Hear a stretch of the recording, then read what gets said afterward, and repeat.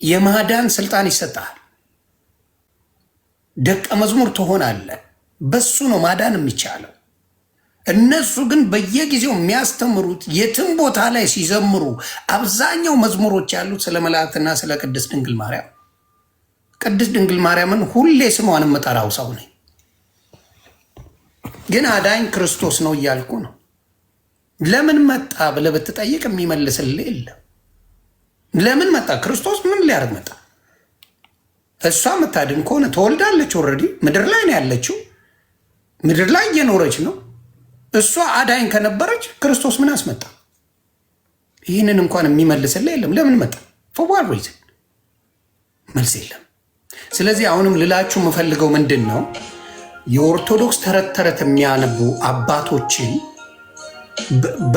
በእነ አቡነ ገብርኤል የመሳሰሉ ድንቅ ወንጌላውያን መተካት አለባቸው።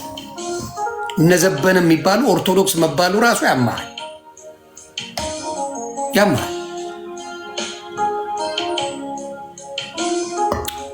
ጴንጤዎች በሙሉ አንድ ጥሪ አለ ለጴንጤዎች። ጴንጤዎች ኦርቶዶክስ እንዲሆኑ ትፈልጋላችሁ? አንድ ጥሪ አለ። ጴንጤ በሙሉ ኦርቶዶክስ ይሆናል። አንድ ጥሪ ብቻ ነው። አንድ ጥሪ ብቻ ነው። መጽሐፍ ቅዱስ ላይ ቅድስት ድንግል ማርያም ታማልዳለች የሚል ቃል ካለ ሙሉ ጴንጤ ኦርቶዶክስ ይሆናል። ሙሉ ጴንጤ ነው ማመጣል። ደሶላማ ያስክ ምንም ሌላ በዚህ ውጣ በዚህ ግባ አይደለም። እያንዳንዱ ጴንጤ አንድ ቦታ ላይ ቅድስት ድንግል ማርያም አማላጅ ነው። አማላጅ ተብሎ አስታራቂ ተብሎ ክርስቶስ ብዙ ጊዜ ተጽፎ አማላጅ ነው፣ አስታራቂ ነው፣ አማላጅ ነው፣ አስታራቂ ነው። የሀገር አመጣልሃለሁ አንድ ከ80 አሃዱ ጀምረ ሙሉ መጽሐፍ ቅዱስ ብታገላበጥ ቅድስት ድንግል ማርያም አማላጅ ናት የሚል አንድ ካለ ሙሉ ጴንጤ ኦርቶዶክስ ይሆናል። ብሪንግ ዋን። በመላመት በጉልበት በምን የሚሆን ነገር የለም። ቅድስት ድንግል ማርያም የምትወደድ ድንቅ ሴት ናት። ድንቅ ሴት ናት። አምላክ የመረጣት ድንቅ ሴት ናት ቅድስት ድንግል ማርያም። ግን ከጴንጤዎቹ ጋር እንድንስማማ የሚያደርገን አንድ ልዘግቡን፣ ቅድስት ድንግል ማርያም አማላጅ ናት ተብሎ የተጻፈ ነገር እናምጣና እነሱም እኛ ጋር ይምጡ። አይሻልም? ከምንጣላ ከምንደባደብ ብዙ ነገር ከመናፍቅ እናንተ ተረት ተረት የምታወሩ ኦርቶዶክስ ይባላል፣ ተረት ተረት ይባላል። እነሱ ደግሞ መናፍቅ ይባላሉ። እንድንማር ታማልዳለች የሚል አታማልድም የሚል አምጣ ይላል። ጥሩ ነው። አታማልድም ማለት አምጣልኝ ብላችሁ ትከራከራላችሁ።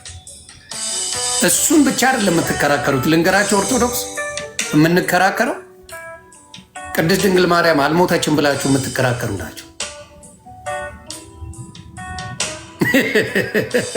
አልሞተችም ብላችሁ የምትከራከሩ ናቸው። የቅድስት ድንግል ማርያም ነገር ሲሆን መከራከሪያ ፖይንታችሁ ስለ ኢየሱስ አይደለም፣ ስለ ክርስቶስ አይደለም፣ ስለ እግዚአብሔር ቃል አይደለም።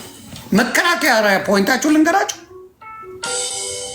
ቅድስት ድንግል ማርያም አልሞተችም የምትሉ ናቸው። ለምን? ቃሉን ፈርታችሁታል። መጽሐፍ ቅዱሳዊ የሆነው ብቻ በቃ ያናዳችኋል፣ ደማችሁን ያፈለዋል፣ ትናድዳላችሁ ይላል። በጉልበት እኮ እናንተ አርጋለች ብላችኋል። በጉልበት አዎ አርጋለች ብላችኋል። በጉልበት ነፍሷ በስነ ስርዓት በገነት ነው ያለው። ማንም ይነግርሃል። የቅድስት ድንግል ማርያም የእናታችን ነፍስ በገነት ነው ያለችው። የክርስቶስ እናት ናት። ሙሉ ጸጋ የሞላላት ናት እንደሆነች ይታወቃል። አረገች የሚል አታመጣ። ግን አርጋለች ብለን ደግሞ እንከራከራለን። ምን ችግር አለብን? እኛ ምን ችግር አለብን ለመከራከር? ምን ችግር አለብን ለመከራከር? ማብራተን ሲስተርስ ሸምጥጠን እናወራለን። ሸምጥጠን እናወራለን እና ብዙ ጊዜ ተፈርቷል። ለምን ፈርተዋል? በጣም ደንግጠዋል። የደነገጡበት ምክንያት ምንድን ነው? ከመጽሐፍ ቅዱስ አሳዩን የሚል ትውልድ መጥቷል። ከመጽሐፍ ቅዱስ አሳየን የሚል ትውልድ መጥቷል። ይሄ ትውልድ ሲመጣ ምን ያደርጋል? መደናበር ይጀምራል፣ መደናገጥ ይጀምራል። አትጠይቁ፣ ሚስጥር ነው ሚስጥር ነው እያሉ ሰውን በሙሉ እንዳያነባ አድርገውት ነበር ለዘመናት። ሚስጥር ነው፣ የሥላሴ ሚስጥር፣ የእንትን ሚስጥር፣ የቁርባን ሚስጥር፣ የምን ሚስጥር ተብለው ደብቀው እነሱ ብቻ ይሸቅሉበታል። እነሱ ብቻ ይበላሉ፣ እነሱ ብቻ ይጠቀሙበታል፣ እነሱ ብቻ እንደፈለገ ላይፋቸውን ይኖራል። ናው ወጣቱ ትውልድ ማን ማድረግ ጀመረ? ምን ማድረግ ጀመረ? መንቃት ጀመረ፣ መጠየቅ ጀመረ። መጠየቅ ሲጀምር አይን ፍጥጥ ጥርስ ግጠጥ ጀመረ። ቁልጭ ማለት ጀመረ። This is a problem። ክርስቶስ መገለጫው በኦርቶዶክስ ቤት አባታችን አምጥተውታል። እመቤታችን ቅድስት ድንግል ማርያም የክርስቶስ እናት የእኛም እናት ናት። የክርስቶስ የሆነ ሁሉ እኛ እንቀበላለን። እኔ እቀበላለሁ። የክርስቶስ የሆነ ሁሉ እቀበላለሁ። መጽሐፍ ቅዱሳዊ የሆነው የክርስቶስ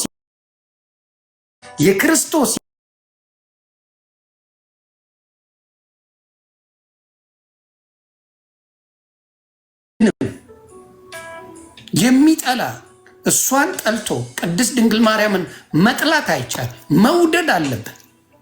ማስት ትወዳታለህ። ዛሳውጃ ለምሳሌ ልጠይቅ ልዘግብ፣ ኢላን ማስክ የዓለም ሀብታም ነው። የዓለም ሀብታም ነው። ሀብታም እሱ እንጂ እናቱ አይደለች። ይህ ቢሊየነር ኢላን ማስክ ነው ተስላን የሰራው። እናቱ አለችበት ልትለኝ? እናቱ የወለደችው እሱ ስለሆነች እናቱ ሙሉ በሙሉ ያ ላይ ኃላፊነት አላት ነው። ስራውን መስራት የሚችለው ኢላን ማስክ ነው። የኤሌክትሪክ ኮርስ ተስላን የሰራው እሱ ነው። ዳሲስ ጃብ። እግዚአብሔር አምላክ አንድያ ልጁን በቅድስት ድንግል ማርያም ሲያመጣ ስራውን ሊሰራ ነው። የማንን ስራ? የእግዚአብሔርን ስራ ሊሰራ ነው። የአምላክን ስራ ሊሰራ ነው ያመጣው። ናው ዘጃ በዝደ ቅድስት ድንግል ማርያም ልጇን ወለደች። ዘጃ በዝደ ናው ስራው ማን ነው የሚሰራው? የእግዚአብሔርን ስራ። የእግዚአብሔርን ስራ የሚሰራው ኢየሱስ ክርስቶስ ነው ያመጣው። ኃጢአተኛን ሊያነጻ ያመጣው እሱ ነው። ስራው የማን ነው? ኪዳኑ የማን ነው? የክርስቶስ ነው። የቤተ ክርስቲያን ኪዳን የሆነው ክርስቶስ ነው። ታወዚስ ጃ ስራውን ሌላ የሚሰራለት ከሆነ ፎዋት ሪዝን መጣ? ይህንን አስተውሎ በድፍረት የሚናገር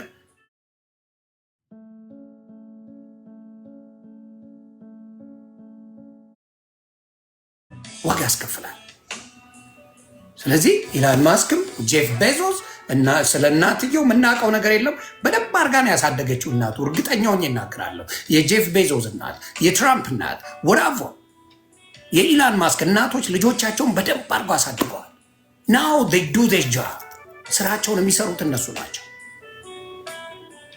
ስራውን የሚሰራው ክርስቶስ ነው። ቅድስት ድንግል ማርያም እየነገረችው የሚሰራው ስራ የለም። ኦልሬዲ ተባርኮ ነው የመጣው። አንድያ ልጁን እግዚአብሔር አምላክ ባርኮ ነው ያመጣው። ስለዚህ ስራው የእሱ የክርስቶስ እንጂ ሌላ የሚሰራ የለም። አጋዥ፣ ገናዥ፣ ደጋፊ የሚያስፈልገው ክርስቶስ የለንም። we don't have it። ሁሉንን ለብቻው ማድረግ የሚችል አምላክ ነው ያለን። ይሄ ነው እያበሳጨን፣ እያናደደን፣ እያሰደበን፣ እናት እየሰደብን፣ አባት እየሰደብን፣ ልጆች ዘግዝቀን እየሰደብን፣ ብዙ ነገራችን የተበላሸው ክርስቶስ ውስጣችን ስለሌለ። ስለዚህ እየበሸቁብኝ ነው፣ እየተናደዱ ነው። ያው ዲያብሎስ ሲሰሩ ይናደዳል። ስለዚህ በሰብስክራይብ አደርገዋለሁ። እናንተ ምን ታደርጋላችሁ? ስራችሁ ኮፒ ሊንክ ማድረግ ነው እና ላይክ ማድረግ ነው። አሁንም የምናገረው ይሄን ተረት ተረቱ ቀርቶ አሁንም እላለሁ፣ እኔ እናቴ ነኝ ይሄን የምትናገረው? ዮኒ ማኛ ነው ወይስ የዮኒ ማኛ እናት ናት የምትናገረው? እኔን በጥሩ አሳድገኛለች እናቴ። ሺዝ ዳን ሄር ጆብ ኢዝ ዳን ሄር ጆብ ኢዝ ዳን። የኔ እናት ስራዋ ጨርሳለች። እኔ ነኝ የራሴን ህይወት የምመራው፣ የኔ ልጆችን የማሳድገው፣ የኔ ሚስትን የማኖረው፣ ምንም ምለው እኔ ነኝ። ምንም እሷ የምታደርገው ነገር የለም።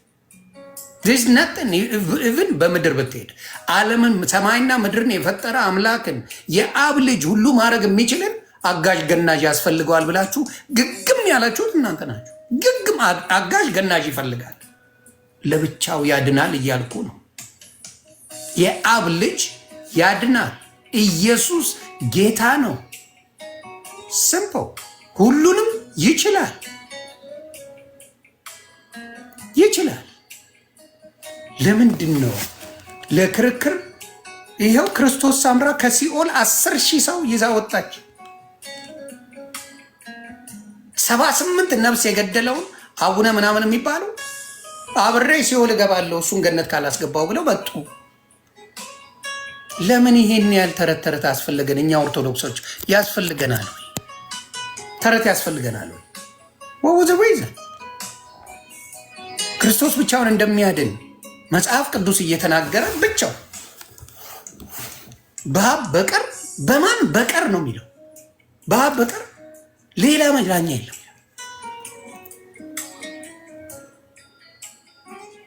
ላንብበው። በቀር በቃ ሌላ እኮ የሚል የለ ቢል እኮ ደስ ይለኛል። በቀር ካለ ከዚህ በቀር ካልኩ በቃ ከዚህ በቀር አይሆንም ማለት ነው። ቃል በቃል ነው የተጻፈው። ቃል በቃል ሐዋርያ ሥራ ላይ ነው ያለው።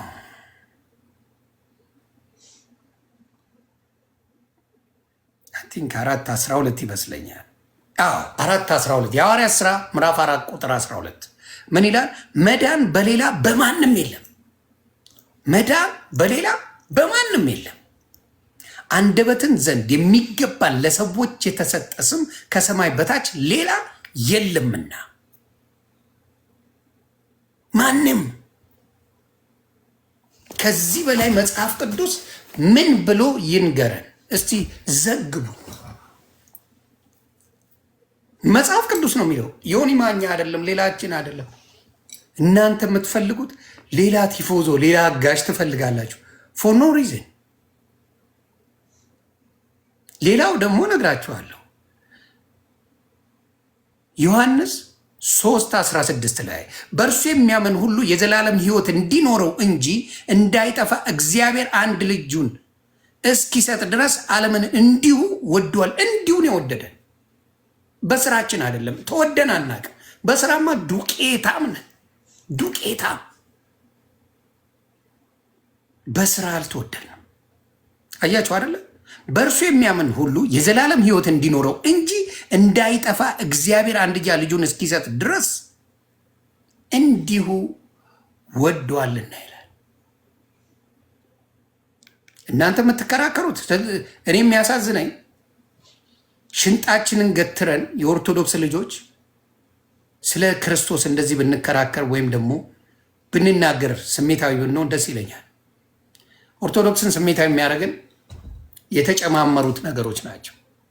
የተጨማመሩት መጽሐፍ ቅዱስ ላይ በሌለ ነገር የምንገዳደል፣ የምንሳደብ፣ ብዙ ነገር የምናደርገው በዛ።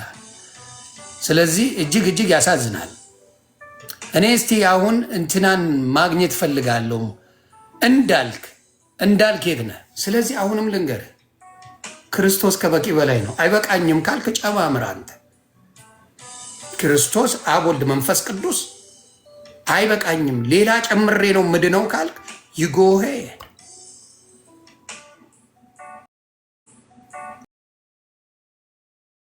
ነው ብለው ታፍነን ነው እንገፋለን።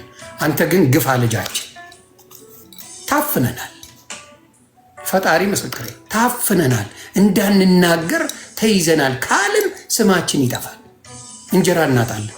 ልጆቻችንን አሳዳጊ ነን፣ ሁሉን ነገር አድራጊ ነን ይላሉ። ታፍነን ነው የሚሉት። የኦርቶዶክስ አባቶች በጣም ብዙ አሉ የታፈኑ። የኦርቶዶክስ ወንድምናቶች በጣም አሉ የታፈኑ ይህን ነገር እንዳይናገሩ። ወንጌል የመዳን ቀን ዛሬ ነው። ኢየሱስን መስበክ ወንጀል የሆነባት ቤት ሆናለች ኦርቶዶክስ።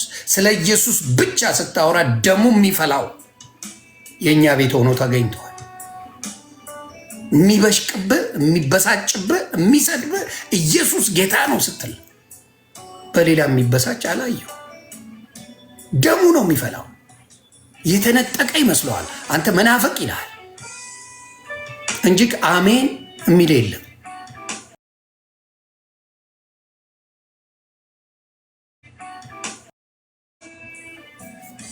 ማርያምን ስትጠራ ነው የሚደሰተው የኦርቶዶክስ ወንድምና እህቶች።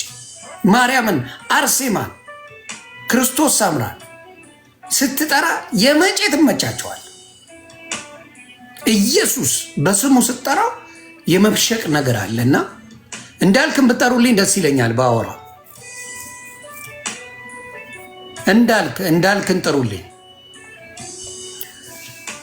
እስከዛ ጥያቄ የምትጠይቁኝ ካለ አንሚውት አደርጋለሁ። አንዳንዶቹም የማይገባ ነገር ስላሉ ነው የሚናደዱትም። ይሄኔ አረቄ እየጠጣ የሚሰማኝም አለ የሚሰድበኝ። ክበሩልኝ። ኮፒ ሊንክ ላደረጋችሁ ወንድምናቶቼ፣ ላዳመጣችሁ፣ አይታችሁ የመሰላችሁን መቀበል መብታችሁ ነው። ኢየሱስን መስበክ ወንጀለኛ የሚያደርግ ዘመን ላይ ነው ያለ ነው፣ ያውም በኦርቶዶክስ ቤት። አምም አባታችን የተገፉት ይህንን ሰብከው ነው፣ ሌላ ምንም ብለው አይደለም። ሌላ አባት መጡ። ሌላ አባት ከዚህ በፊት ብለው ተሰድበው ተባረው ነበረ። እኚህ አባትን ላምጣቸው። እኚህ አባት ሙልጭ ተደርገው የተሰደቡ አባታችን ናቸው። መጀመሪያ የተናገሩት እኚህ አባት ናቸው። ላምጣና ላሰማችሁ። በጣም ድንቅ አባት ተናግረው ተሰድበው ተሞልጨው ከቤተ ክርስቲያን እንዳያስተምሩ ተደርገው ነበረ። ወድስ ፋዘር ይኸው እኛ አባት በደቡብ ዓለም ሄዳ ነው። ሌላ ተባባሪ ያለው ከክርስቶስ ውጭ እኛ አባት ይሄንን በቀጥታ አባረዋቸው። ይሄ ምስክርነት አንድ መድኃኔ ዓለም ነው ያለው አይደለም እንዴ? በመሰረቱም ደግሞ ድነተ ዓለም የተፈጸመው ድነተ ዓለም ማለት የሰው ድነት ማለት ነው። ድነተ ዓለም የተፈጸመው በሩቅ ብእሲ ነው ወይስ በአምላክ? በአምላክ አይደል? ሌላም ከቀላቀልንበት ሌላ አምላክ አለ እንዴ? ታዲያ እዛ ውስጥ ገብቶ ያን ነገር የሚሰራ አንድ አምላክ ነው አይደለም ያለ ነው። ስለዚህ ይሄን ሁሉ ያፈርሳል። ድነት በደቡ አይደለም፣ አንድ መድኃኔ ዓለም ነው ያዳነን። የመድኃኔ ዓለም እናት ትባላለች አይደል እንዴ? የመድኃኔ ዓለም እናት ትባላለች እንጂ መድኃኒት አትባልም።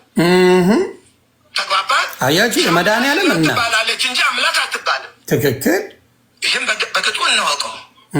ሌላውን ነገር እየጎተቱ ወደዛ የሚወስዱት እንግዲህ ምን ለመስበክ አዲስ ወንጌል ያልሰማነውን ያላየነውን ነገር ማለት ተባረኩ አባታችን እና ብለውም ፍጡሩም አይደለችም አሉ። አዎ በጣም እኮ የሚገርም ነው። ፍጡር አይደለችም እና ታዲያ ምን እንበላት እንግዲህ? ይሄ ልብ አድርጉት። አሁን እሷን አከበርን ብለው ነው። እሺ ምስጢረ ሥጋ አልፈረሰም እዚህ ካለ አምላክ ሰው ሆነ ነው አይደል? ምስጢረ ሥጋ ሰው ማለት የተፈጠረ ነው አይደል? ክርስቶስ እንግዲህ ከተፈጠረ ሰው ያንን ስጋ ወስዶ እኔም ፈጥሮ ተዋህዶ ሰው ካልሆነ ከሌላ ከሆነ እንዴት ሰው ሆነ ማለት እንችላለን? ኤግዛክትሊ። ይሄ ሁሉ ክብር እንዳይመስለን፣ ይሄ ሁሉ መውደድ እንዳይመስለን እናስተውል። በዚህ ላይ ነው እንግዲህ አሁን ምናልባት ገብታችሁን ታገኙ ይሆናል። ላይ ገብታችሁ ታገኙ ይሆናል። ቅድመ ዓለም ነበረች ብሏል። ርዕሱን ቅድመ ዓለም ነበረች አሉ። በፍጹም በነገራችን ላይ ቅድመ ዓለም ነበረች የሚሏት ቅድስት ድንግል ማርያምን ነው። ከዓለም በፊት ነበረች ብለው እየጻፉ ነው። በጣም ያሳዝናል።